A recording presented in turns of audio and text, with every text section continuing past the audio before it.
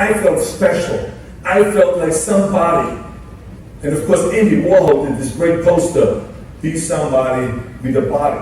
He painted that. I have that at home, the original. And that's exactly what Joe Weider did. He made everyone feel like they were somebody special. And even though when I was finished with bodybuilding, I said, I'm going to stop competing, I'm through with that phase, I don't want to go into movies, he was right there. When everyone said that you're never going to make it, you have an accent, no one ever became a leading man with an accent, you overdeveloped body, it's never going to work. I mean, 20 years ago they did the Hercules movies.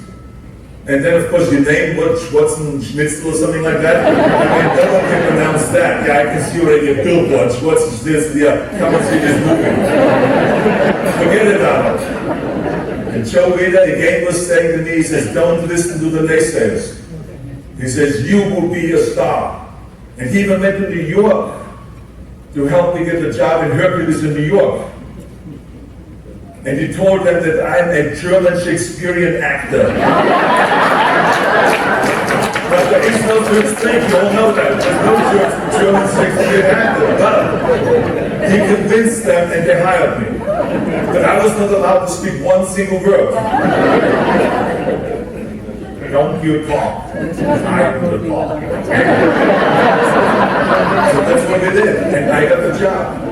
And since then, every single time I was doing a movie, he wrote stories about the movie, the storyline, pictures on the set, pictures of me training for the movie, cover after cover. He was there supporting me throughout the entire movie business. And let me tell you something, that when I announced to run for governor, guess who was the first one there in line for a fundraiser? Because you know, to run for governor costs $30 million, $40 million, sometimes $80 million. So somehow you have to raise that money. So Joe Weider and Benny Weider were the first ones in line. And year after year while I was governor, they contributed hundreds of thousands of dollars. Again, love, he encouraged me, even when I was down and when we lost the special election in 2005, he was there again. He says, remember, you failed, but you're not a failure because you won't quit. Only quitters are failures. He says, you are a winner. You're going to move on. You're going to get up. And that's the kind of encouragement that I've always had from him. So he has had such an unbelievable impact on me, but you have to multiply that because I'm well known, so people know about my success. But there's so many millions and millions of people that you've heard already today, some of them that were affected by Joe and that were inspired by Joe. All around the world, you can go, as a matter of fact, Benny and I, we talked about it this morning, when I sat there, I saw this poster on the Great Wall of China of the Joe Weider principles. When I was over there promoting Special Olympics. When I was in the Middle East, they were in the military camps in Israel, I saw the posters of Joe Weider. When I went to Iraq to visit our troops twice, they were working out day and night when they came back from their missions, and they were reading Joe Weider magazines. When you go to Africa, there you see the Joe Weider magazines. You can go wherever you want, you see the Joe Weider magazines, because he said many years ago that one day we will make sure that there are more gymnasiums than the grocery stores and supermarkets. But let me tell you something, he was right, because right now, you can go anywhere you want to go in the world, to any hotel, and I guarantee you that they have a weight room there. They have a weight room no matter where you go. And every university today has a weight room. Every sports team has a weight room.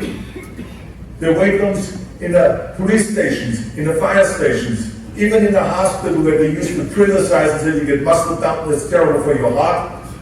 There's weight training. Now they have weight resistance rooms for rehabilitation. So we see them everywhere. The Joe Weider revolution was successful, and it continues. Even Joe is gone, but we know that he will be in our memory. We will always know that he's there. And he has had such an unbelievable impact. And I have to tell you something, that Joe would not be where he is today if he wouldn't have had such an extraordinary wife. And I think that Albert touched on that just earlier, because that is a true love story. Betty and Joe Weider. In a few weeks from now, they would have celebrated the 53rd anniversary, wedding anniversary. And I saw them.